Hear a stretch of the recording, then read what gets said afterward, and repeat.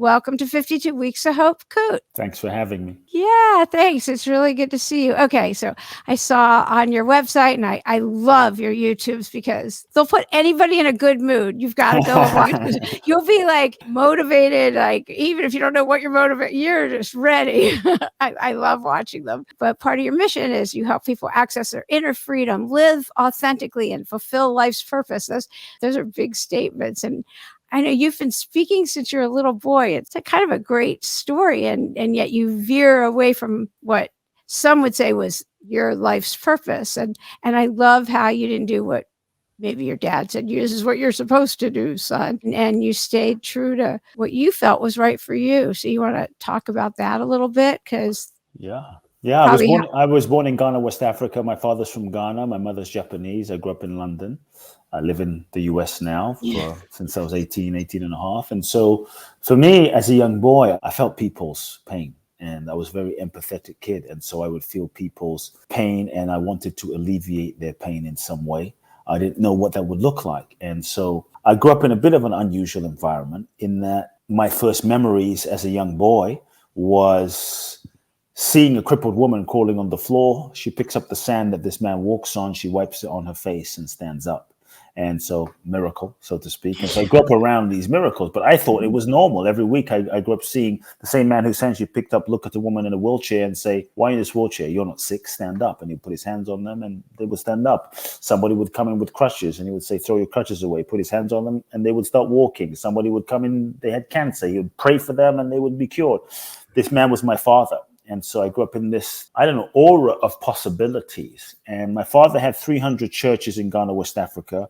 He was a very spiritual and mystical man, so to speak. So I was blessed in that sense because I grew up with a real sense of spirituality, sort of the metaphysical realm as well. He had thousands of self-help, personal growth books, spiritual books from Eastern mystics to Western mystics on his bookshelf. So I was sneaking to my father's bookshelf from the age of 8, into his office from the age of 8 and read books. And so I became very obsessed with trying to understand life and who am I and why am I here? What's the purpose of life? Where do I come from? Where are we going? And so from age 8, I started speaking in my father's church. I was thrown into the audience one day at the age of 8 and I had no idea what was happening, but words started coming out of my mouth and my speaking career began. No stage fright, huh? I didn't think about it, to be honest. I think I was innocent enough and stupid enough and not really self-aware enough that I just stood there and something happened, And so from that moment, I would speak every few weeks, every month, every 6 weeks, every 1 to 2 months, I'd be speaking in my dad's church. I know it was a very special experience looking back now. And so when I was 14, I was actually ordained as a minister. And I was given the mandate to take over my father's organization. And we're talking hundreds of thousands of followers in Ghana, West Africa, right? And 5,000 people every Sunday in London. And so it was announced, unbeknownst to me, that I was the guy that was going to take over my father's spiritual legacy and his organization. And when it was announced, I knew that my heart sank because I knew this wasn't my path. This wasn't my destiny. This wasn't my trajectory, my purpose in life. And I want to just ask, was your mom in line with this? Did she just agree? Was she there? She didn't really know either. Yeah. I mean, imagine we were both on stage and all of a sudden my mom's on stage, I'm on stage. My dad says to 5,000 people, my son's taking over. And I look at my mom across the stage and she looks at me and she didn't know. And it was just the thing, right? It was just what was happening. And so I knew in that moment that this was not my path. And my heart sank in a certain sense because I knew I wanted to help people, but I just knew this wasn't aligned. I knew this wasn't my destiny, at least the form with which I felt called to express. And so I was just too afraid. And my fear was, if I speak my truth, if I tell my truth, if I dare to be who I am, I'm going to lose my father. I'm going to be alone. I'm going to be outcast. The community won't love me. And so like many of us, I think we allow fear to hijack our authentic expression. And I said nothing for 4 years, went along with it. But all the while trying to convince myself that, no, I can do this. Maybe I can make this work. I can make this happen. And yet there was always this niggling feeling inside of me that something's not aligned, something's not right. So it was a tremendous internal conflict that I went through. And so the shift happened when I was 18. I started feeling a deep calling, a deep nudging to come to Southern California, specifically either like Los Angeles or San Diego, because this is where all of the self-help books I've read, this is where all of the authors were. Okay, which ones were you reading? Which were you most drawn to at a young age? Look, age 11, I was reading Tony Robbins. Age 12, I started Deepak Chopra, Wayne Dyer, Louise Hay, Marianne Williamson, Brian Tracy, Jim Rohn, Zig Ziglar, Stephen Covey. Dan Millman, Shakti Gawain, the list goes on. And so they all seem to live in Southern California. And so I felt this like nudging in my soul, like go to Los Angeles, go to Los Angeles, go to Barbara DeAngelis, go to Los Angeles, go to Los Angeles. And so, sometimes what your soul guides you to do doesn't always make sense to your logic, doesn't always make sense to your ego or your mind. But I really believe that when we dare to follow our soul, when we follow our soul without compromise, I really believe that we will always end up in the right place and we'll always be guided in the right path, even though the route that we take may not be the one that we most expect. And so I knew what I had to do. Because as I looked into my future, the alternative was I take over my father's church and I take it to the next level, become successful. But I thought, what kind of success is it to succeed by the world standards? But if you don't have yourself, if you don't have your peace, if you don't have your integrity, and I felt the pain of my own self-betrayal. And I thought, shit, if I start lying to myself now, I'm going to have to live the rest of my life living a lie. And that felt so painful, age 20, age 30, age 40, age 50. It felt so painful that I knew I couldn't do it. And it was hard.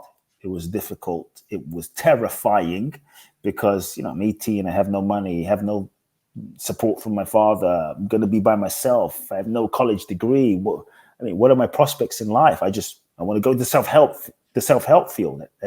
It's not a thing. It's not a thing. At least back now, it's become a bit of a thing with YouTube. But back then, there was nothing. And so I had the conversation with my father. And I think that was the day the trajectory of my life shifted. And I let go of everything I knew, renounced everything, and said, I'm not taking over. My father and I, we didn't speak for 2 to 3 years, which was deeply challenging. That's when I said a prayer to God. And I said, God, you have given me a vision. I was on the verge of giving up, but I felt like, universe, you've given me a vision. And I feel it and I sense it and I feel I'm meant to reach millions of people in my lifetime. And so don't leave me now, basically. And that's when someone hands me a magazine called The Economist. I look in the back of the magazine. I felt chills in my body. Wasn't sure why. The back of the magazine says American government's giving away 55,000 green cards in the green card lottery. And I applied. I won a green card in the green card lottery. And that enabled me to come to the US with 2 suitcases, $800 in my pocket, and showed up with a dream. And then I came and I found many of the teachers and the mentors that I read about, studied with them, went to their seminars, harassed some of them, and just learned. And then a few years later, after being in the US, I decided to travel. And I started traveling to Israel, studying with some rabbis, went to Thailand, studied with some monks, ended up in India and had some very deep and profound experiences in India. And it was really my time in India that opened me to a deeper dimension of myself and my own purpose. And I wanted everyone to experience the sort of inner freedom that I was feeling. And it wasn't based on that I was famous or had a house or nothing. I had nothing, but I felt freaking free. And so I thought, how can people experience this? So I just started working with people one-on-one. And this was before coaching was like super popular. Yeah. One person came, another person came. Then I started to create my own way of working with people. I called it uncoaching. And out of my own inner transformation, I began to create a methodology of working with people. And then people started coming from around the world. And before you knew it, small groups, large groups, retreats, seminars, and it just began expanding. 2 best-selling books. So that's a bit of my story. I've known about Surrender to Win for a long time. And your book is The Magic of Surrender, which people love. It's a great book. Do you want to talk about how you came up with The Magic of Surrender? Yeah, The Magic of Surrender, honestly, it was not the book I wanted to write. Why is that? It was not the book I even thought I would write, to be honest. I sat down one day My first book had done really very well. It was a national bestseller. You Are the One. And I wanted to write, I thought, I'm going to write another amazing best-selling book. It's going to get me on Oprah. It's going to do this, a New York Times bestseller, right? And so I sat down with a whiteboard and started coming up with all of these clever ideas, at least Kute's clever ideas, right? And I brainstormed 50, 75, 100 titles that I thought would be amazing titles, different topics, different angles of what I thought my publisher would want, what I thought the world wanted, what I thought my clients would want, what I thought would build my brand. But the truth is, they were all brilliant ideas, but none of the ideas felt authentic. None of the ideas felt really aligned and true in my being, in my body, in my gut, in my soul. I couldn't look you in the eyes and say, this is the book. This is what feels in integrity. And the only word on this whiteboard that I felt a resonance with was the word surrender. It was like a light around it. And I thought, oh shit, surrender. I don't know if I want to even go there because, we have all of these misconceptions about surrender. And so I was resisting, and I had to surrender to the book about surrender. I saw that this was the book that was seeking to be written. And this was the book that had a soul of its own. And I could lie to myself about it, but the energy felt so clear that this is what is seeking to come through. And I could have resisted it. And I think many of us, we get sick, we get depressed, we feel tired, we feel exhausted because we're so busy resisting what's true, resisting our destiny, resisting our calling, resisting our purpose. And so I said yes to it. And that's when all of my life, my childhood, my parents, how they met, how they lived, everything began to make sense. And I felt like I was born to write this book about surrender and inspire a whole new way of living. And I would say, to also answer your question, I began to see that the seed of the book was planted a few years ago, because in 2016, my mother was diagnosed with stomach cancer. And she was the person I loved the most. She was like, she raised me, and she taught me about love, and my best friend to a degree, in a sense, I mean, I really loved this woman. And so to hear that she had stomach cancer, and this was very serious, just shattered my heart. And so I began living in LA. I began to fly back and forth from LA to London every month for a week. 3 weeks in LA, 1 week in London, 3 weeks in LA, entire year. And what started out as I would say the worst year of my life ended up being the best year of my life. And I had gone into this year with every intention to heal my mother. I was going to will her into health with my supplements and green powders and, alternative therapies. And after about a month of being with her, I'm like, shit, I don't think she's that. She's not interested, and so I had to just let go and realize that she has her own soul journey. And that freed me up to just be present with her and love her and just be with her, And about 6 months into the process of going back and forth, spending time with her, the doctors finally said, there's nothing else we can do. So basically, you're going to die soon. Could be days, weeks, months, but get your affairs in order. And two things happened. Two questions I asked my mother. Number one, my mother's a little Japanese woman. And I asked my mother, are you afraid? Are you afraid of dying? Because clearly that day is coming. And she looked me in the eyes without wavering. And she simply said, no, I'm not afraid of dying, because I know I'm not this body. That even though this body will die, what I am will live. And this body is just a temporary vehicle for my soul. So I'm not afraid of death. And I just felt her freedom and her strength, And then I looked her in the eyes, because I wanted to be a good son. And I thought, okay, Mom, what can I do for you in your final days to make your final days easier? It was a tough conversation. Like, what do you need? Can I buy you something? Take you somewhere? And she says to me, and she again looks me in the eyes very sincerely. And she says, there's nothing I need. And there's nothing I want. All I want is what God wants for my life. That's it. And I was stunned by her response, because it wasn't like a religious statement, but I saw that she was at peace. And I saw that the reason she was at peace, and this entire year, she didn't cry, she didn't moan, she didn't complain. She was a very emotional person, but she was free. She was free. She wasn't attached to living. She wasn't attached to dying. She was open to the highest unfolding of her soul's destiny, and she was surrendered. And I saw the power of surrender in action in that moment, not in an ashram in the Himalayas, but in a hospital, in the midst of death, in the face of your mortality. Like, this is what surrender looks like. And she was at peace. And so that really, I think, inspired me to write the book, because when I thought of her, I thought, wow, this is what makes her truly great.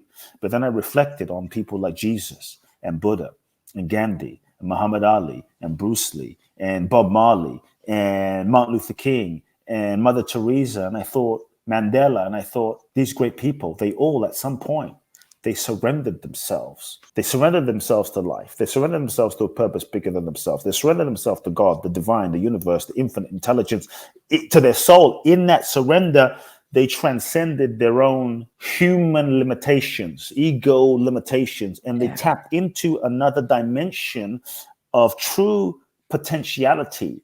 And life was able to use them and live through them and manifest through them in ways that went far beyond their own personality, ego's capacity. And I thought that is the power of surrender. And so I just want to say, I think surrender is the most powerful thing that we can do. To me, surrender is the real secret to manifestation. It's the real password to freedom. It's the key to our next level. And yet in our culture, there is this misconception that surrender is weak, that surrender is passive, that it's giving up, it's waving the white flag, that if you surrender, you're going to get left behind, you're going to be a doormat. If you surrender, you won't manifest your goals, your dreams, your desires. And what I'm saying is no. If you really understand the essence of true, authentic surrender, true surrender that these great ones demonstrated throughout history, what if you didn't get less in life?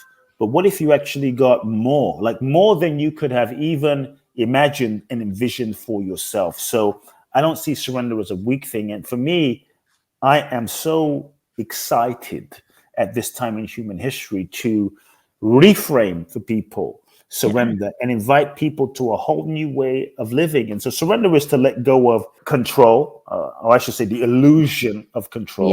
It's to let go of a way of living where we try to force life to fit our limited idea of how we think it should be, and the idea of who we think we should be, how we think life should be, so that we can be open and available and allow life to lead us, life to show us. And I think when we truly surrender and we're open, available, we're open to the infinite possibilities and life.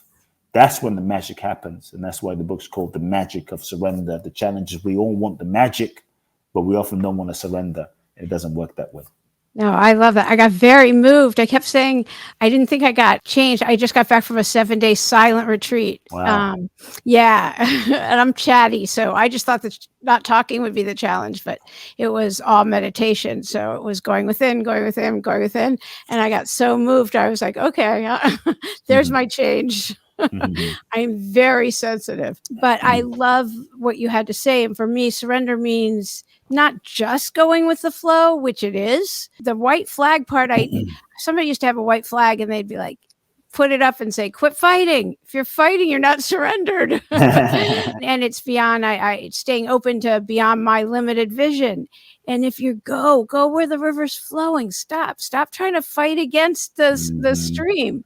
And if you go with it. If you're fighting, you're not surrendered. Yeah. Go where it's easier. That means you've surrendered. That's how it was taught to me. So, but when you were first talking about surrender, I was thinking it's so not masculine sounding, which is such an old construct. And, but I can't imagine from where you came from. If you told your father the title of your book to his huge congregation. And I love all of it, the way you describe it, because it's surrender your old ideas, be open to everything, because it is. That takes courage.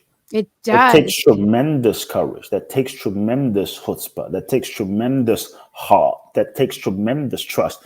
And on some level, surrender is a bit more, we could say a bit more of a feminine principle. It's just a word, though. And what? It's a word. It is a bit more of a feminine principle to surrender. But we all have masculine and feminine inside of us. Right. But it takes great power. Every time you hire a coach, have you surrendered certain business ideas? I mean, somebody does that. They're taking ideas of their business from a coach, or you're listening. I mean, there's a lot of different forms of surrender, but I love the way you described it, and just being open to the magic. I mean, everybody wants magic. Everyone wants joy. I mean, they're all higher frequencies anyway. So you seem to really light up when you talked about India. What I've read about your trips that you took people on to India, they sounded like survival of the fittest for you. Yeah, I don't do those anymore. Yeah, I didn't think so. That didn't sound like surrender, unless people were surrendering to your way of the trips, I guess. No, it was profound surrender, and it was all about teaching people surrender, but I don't do those anymore. Yeah. When people ask you like what you do for a living, you say, I'm a motivational teacher. Like, what's the most common question you get asked? I'm not a motivational teacher or speaker. It may be people are motivated, but if anything, I'm a transformational teacher, and I help people peel away the layers of their own conditioning so that they can see who they really are and live that in the world. And I help people access their own inner freedom more than anything. And so I help people transform. So if somebody listening and they want to know, well, what are the first few steps that I could take? Because everybody listening is not going to be able to access you. I mean, you can on YouTube and with his books, and we have links to everything for you along with the description of the episode. But what are some steps that they can take to help themselves? Sure. Look, I would just want to sort of frame it to say, I don't think there's a one-step formula for everybody, because everybody is different. We're all human beings, and we all need different things in different moments. But what I will say is, in a general sense, if someone is wondering where they can begin, I think one simple but very real place to start, that if they begin here, life will begin to transform for sure. Doesn't matter where you are. One of the things as human beings that keeps us stuck are all the ways that we lie to ourselves. In so many ways, consciously or unconsciously, we lie to ourselves. We BS ourselves, and we rationalize the lies and excuses as an unconscious self-protective mechanism to keep the status quo. We stay in relationships that we know are not aligned, are not true, are not aligned, are not authentic. We work jobs that we hate, that is not a true expression of our purpose. We say yes when we mean no. We betray our integrity. I mean, the list goes on. And we can get into the reasons why. And so I think that one place where people can start is to begin to look at and ask themselves the question, what lies am I telling myself? There is no transformation without truth. There is no true freedom without truth. The truth will set us free. To me, truth is real yoga. Truth is real, like real spirituality. Isn't just prayers and mantras and, yoga postures. It's telling yourself the freaking truth about who you are, about what you feel, about what's not so. Yet I think in so many ways, like as a child, I was too afraid to tell my truth to my father because I was afraid of the consequences. And so what I would just encourage people as a support is, don't put any pressure on yourself of taking action, to take action. Because sometimes the fear of the consequence of taking the action by telling the truth is what freaks us out. And so unconsciously, we start playing this game of confusion. I don't know. I don't know what I really feel. I don't know what my purpose is. I don't know what's really true. I'm not sure if this relationship is right for me. When deep down we know, because there's a part of us at the deepest level that is connected to everything, because at that deepest level, we are everything. And so we know. If we're really honest, we have a sense. If we're really honest, we know something's not aligned here. But because we're afraid of the consequences, so I tell people, take off the pressure of taking action and just acknowledge the truth. Might sound like, I'm no longer in love with this person. Scares me to think what that might mean. Scares me to think of breaking. You don't have to break up. You don't have to divorce. But just acknowledge the truth. I haven't been in love for 6 years and I'm afraid. Or I hate my job. I've hated my job for the last 2 years and I hate it. And you don't have to leave, but just acknowledging the truth brings you into relationship with what is, brings you into relationship with reality. And you can't change reality until you're in relationship with it without any judgment. And so what lies am I telling myself? Really start telling the truth. What am I pretending to not know? Thirdly, I would invite people as they go down the path of the truth to begin acknowledging their feelings and acknowledging the pain of not telling themselves the truth. Because when we don't tell ourselves the truth, whether we're aware or not, it is painful. And often the pain that we feel is a sign that we're not telling ourselves the truth, even though we're not consciously lying to ourselves. But what we tend to do when we feel the pain is we tend to distract ourselves. We drink it away, sex it away, drug it away, social media away, shop it away, travel it away, work it away, just so that we don't feel the pain. But the pain is a blessing. The pain is a messenger. The pain is a mirror. The pain is feedback trying to get our attention, showing us that in some way we're not in integrity. We're not in alignment in some way. And so what we have to start doing is befriending the pain and asking the pain, what are you trying to teach me? Yeah. What are you trying to show me? Where am I not in alignment? Where am I not living my true integrity? When we lie to ourselves, it's meant to be painful. It's meant to be painful. And so I think people can just begin there and start there. What lies am I telling myself? And just feeling the impact and the cost of those lies as a beginning point. Did you suggest doing that in meditation, having the quiet, or journaling, or both? Either, yeah, I think both. Yeah, I think sometimes we keep ourselves so busy as human beings. We run around. We're so busy. And I think that was one of the interesting things about this pandemic experience, where for the first time we couldn't go anywhere and we couldn't run around, and it freaked us out because, oh shoot, now I can't stay busy. Because I think many times we're afraid of not being busy because we're afraid if I am not busy, then I might actually listen and be still and hear some truth that I don't want to hear. But if I distract myself, then I won't actually have to hear it. And so I would invite people, create time and space in your daily life to be still. In that stillness, just listen.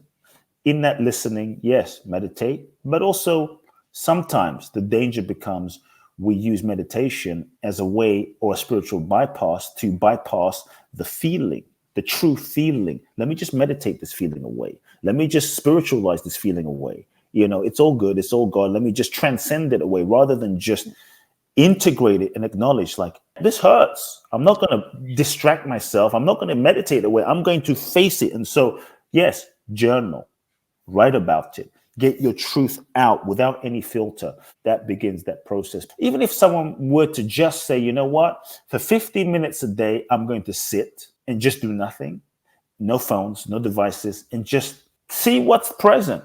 To me, that's a start. Just to sit and just do nothing and just be with oneself. That's a huge start. Then you can journal and see what's there, and then see what's next. Yeah, you got to feel your feelings, or it's going to come out somewhere anyway. Yeah. No two ways about it. Yeah, the couples that lasted during the pandemic, boy, yeah, because people were splitting up. That people were like, "Wow, I never thought they." You're like, "Wow, this is how I really feel about you," right? Yeah, I know. Like, oh, I didn't think they'd split up, but yeah. That 24/7 thing. How do you make more time for yourself? Do you take that time to sit? Do you go out and just take walks and make sure you get outside every day? What do you do? Yeah, it's pretty simple. I mean, for me, it's nothing fancy. Every morning I exercise. That's my self-time. Exercise. Yeah. That's non-negotiable. Yeah. And that will mean if I have to be at the airport by 4 a.m., I'll wake up at 1 a.m. Or, if I have to be at the airport at 7, I'll exercise at 3:30. And because that allows me to process and think and just reflect also. And I'll sit throughout the week, 3-4 times in the week, and just journal and just put my thoughts on paper as a way to just process my feelings and process whatever's going on inside. And sometimes you end up surprised, like, wow, I didn't know I was even thinking this, didn't know I was even feeling this. And so it's just really simple ways of just being with myself through the exercise, through meditation, through journaling. Yeah, the usual. Nothing that different, I guess. What's the hardest challenge that you've gone through personally, and how did you get through it? I can't say there's one. I mean, there's been so many, so many. I write about it in my book, my mother passing away. That was a real challenge, but on a whole nother level, incredibly beautiful. When we talk about surrender, there's a difference between acceptance and surrender. And to me, here's a real key, because how I got through the challenging time of my mother's death was really pointing to what I'm about to say. Many times we don't move into authentic, open-hearted surrender. Surrender is the full open-hearted participation with the process of life that is happening. Like, this is happening, and I'm going to open to it, and I'm going to use whatever's happening for my highest good. I'm surrendering to this experience right now. Acceptance might be like, okay, it's happening. I accept it's happening. I'm a bit pissed off that it's happening, but it is what it is, but I'm not participating fully, and I'm just going to deal with it, right? To truly move into surrender, open-hearted surrender, there's a phase in the middle that often we miss. And this phase is grieving. Grief is a doorway and portal to authentic surrender. But in our culture, we're not taught to feel our feelings. We're not taught to grieve because there's a fear of, if I grieve or feel my feelings, then it's going to last forever. I'll never come back. It's going to overwhelm me. It's going to be too much. And so, what we do is we avoid it. We distract ourselves. We don't feel the feelings. And so we're also afraid. Sometimes we do a spiritual bypass where, as a way to not deal with our feelings, we spiritualize it like it's all good, it's all God, it's all good, which is true, but it doesn't honor the layer of grief that is unprocessed and undealt with. Sometimes not feeling the grief and acknowledging and dealing with the grief becomes the ego strategy of denial. Denial as a way of, if I don't acknowledge, for instance, that my mother died, then I can always then I don't have to really acknowledge that it's really happened. Then I can always stay connected to her in some way. But if I really acknowledge the grief, it's a letting go on one level. You see, surrender is a death. It's a death of an idea.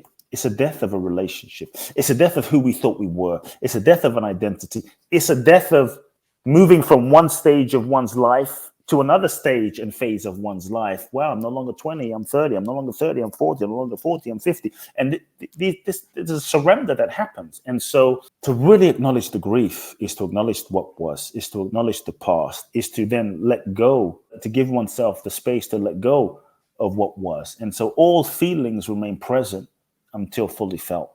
And no feelings last forever. And the feelings that we don't feel and acknowledge fully, authentically, will tend to manifest in unhealthy ways. And so when we can just be with the grief and acknowledge, not wallow in it, but be with it fully, consciously, with intention, we're able to let the grief go in stages. There's a fine line, though, definitely between the wallow and just feel your feelings fully, leaning into them. And this might help people also. I would just say that sometimes people think, they tell me, I've been feeling my feelings forever. I've been feeling them and I just can't, it's still present. But we think we're feeling our feelings, but we don't realize that we're busy thinking about our feelings, justifying, resisting, rationalizing, analyzing, trying to understand the feelings and not really just being with the feelings authentically. And there is a difference. So I tell people how to feel your feelings. Simple. On one level, simple. Take the label off of the feelings, grief, sadness, take the label off and just allow yourself without label, without preconceived idea, to experience the sensation. Experience the sensation of the grief, in quotation marks, just in your body. What is the sensation? And when you can be with the sensation of the grief, just be with it and notice where it is. Notice what happens. Just notice what happens. When you can just be with it, you get into a relationship with it, you can fully experience it, and you start seeing that every feeling has its own natural cycle. And maybe grief has layers, like an onion has layers and has layers. And so maybe one day you feel one layer of that grief. Another day there's another wave. Another day there's another wave. And each time you just be with it fully, embracing, surrendering to the experience without resistance, an aspect, a layer, a dimension of that grief dissolves. But so being with the feeling, not as an idea or concept or trying to resist it, but as a pure sensation, pure energy, then we're actually experiencing it. Right. Like, is my jaw, as an example, your jaw's tighter, it's in your heart and chest, or it's in your a tight stomach, or your hands, you notice it, wherever it is, and it moves. For me at least, if I stay with it, I notice it'll start moving through my body. That's what I notice, at least, if I'm able to stay with it and not go back into my head. It's a process. Yes. That's at least for me. I always think people who've been to India a lot are a lot more evolved. When I'm in Bali, though, I feel like I'm kind of there. It's a whole different energy. Do you have a message of hope you want to give? In terms of hope for just a message of hope. It's a question. There's no parameters on that question. Just a wow, I message of think, hope. speaking to someone about this the other day, they were looking at the world and they were feeling a bit powerless and they were feeling a bit hopeless as they were looking at what's happening politically in the world and the climate and, crypto and stock market, or real estate, and recession. Those things always change. I don't know if I like that. Yeah, but Yeah, but they were feeling hopeless. Yes, they were I know. feeling so hopeless. I just have to. I don't ever mention this, but that's what my husband does for a living. And one day he came home and he said something about the stock market going down or something. And I said, if you came home every day saying what direction that all of that went, we wouldn't be together. Like I mean, it changes every single day. I'm sure. I don't pay attention. I mean, so I mean, that we stuff goes up and down. Yes, it's the nature of life. And so I just feel like we are in the midst of a real incredible awakening right now on planet Earth. And even though it might seem like we're going through some challenging, intense times, but I really believe that old systems are collapsing. Old ways of doing things are collapsing. Old economic models are collapsing. Old financial systems are collapsing. And for anything new to be born, the old has to collapse. The old has to be released. For a baby to be born, it has to push through and leave its comfort zone and go through the birth canal to be born into a new world. That caterpillar has to leave its shell so that it can be birthed into the butterfly. And so right now, I feel as though we're in that process right now where, in any true, authentic healing process, mental, emotional, psychological, therapeutic healing process, the unconscious, suppressed belief systems, emotions, feelings, shadow has to be brought to light to be seen so that we can face it and heal it and release it and bring loving to it and clear it. And so it feels as though on planet Earth, everything is coming up. Everything is coming up for us to see that is reflected in politics and finances and the world. And, everything is coming up. The collective unconscious and shadow is coming up for us to face, to see, and release. And so I feel as though we are in the process of a tremendous purification collectively, like never before. And it's not that the world is going crazy. The world is getting more sane and sobering and purifying and healing through this time. And I am very hopeful during this time. It's easy to look at the world sometimes and go, oh, this is wrong, that's wrong, this president, that president. This, to me, I don't care who's president. It doesn't matter who's prime minister. It doesn't matter who's the mayor. I mean, sure, maybe we have our preferences, but the truth is the world is a mirror manifestation of the collective consciousness of all of us combined. The world is a projection of our consciousness combined. And we may not be able to change the world out here or change the government out here, but each and every one of us has the power. Each and every one of us has the power and the control to change ourselves. And I think when we change ourselves, when we look at the world and we go, wow, I don't like this, this, this, and this, we have to ask ourselves, what is this person? What is this leader? What is this government? What does this reflect to me about myself? Because in so many ways, we look at the world that's at war. We feel hopeless. We lose hope. But in so many ways, we're at war in our own consciousness, dropping bombs of self-hatred daily. We have so much internal conflict and division within ourselves daily. It's easy to look at a leader in politics and go, they have no integrity, but in so many ways, we betray ourselves and don't have the integrity with ourselves daily. And so I think what we can all do is take the feedback from the world and say, you know what, I'm going to do my part to make the world a better place by healing myself, by making peace with myself, by loving myself. And so I am hopeful because I see that there is a quickening happening on planet Earth like never before, which for me, I feel we are in the midst of the greatest spiritual revolution that the world has ever seen. And we are in the process of like making a quantum leap in consciousness like never before. So to me, every one of us listening to this conversation, we incarnated at this particular time in human history for a reason. It's no accident that you incarnated. It's no accident that you're here. Your soul chose to be here, and we can no longer go to sleep or be in a Coca-Coma. It's time for us all to wake up and participate in the grand process of evolution that is happening. To me, I'm excited. Well, that was an incredible message of hope when you asked what I meant. I thought that was great. I talked to this rabbi, and she's very brilliant. And she doesn't remember telling me this. I reminded her a couple years later. She told me when I was incredibly disheartened after one particular election, and she said the world needed to be shook up. I'm paraphrasing. Yes. And she said, and so it just needed a big shaking, and that's what's happening. And I've held on to that. And yeah, so that's what's happening. I love your caterpillar. I loved all of it. I love the birthing. I loved all, and I've held on to that. And she does. Anyway, I reminded her a few years later when she got arrested in New York, her whole congregation, and she's very cool. But anyway, in Brooklyn. So anyway, I just thought that was really great. I was going to ask you what to do about negative self-talk in your head, but we know what to do. And I think you kind of addressed that. Yeah, just because a voice is in your head doesn't mean it's true. It's just a voice. Observe it, notice it, love it.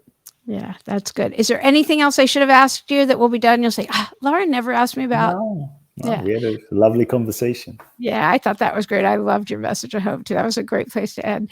Thank you so much for being a guest today on 52 Weeks of Hope. Thanks for having me. Yeah.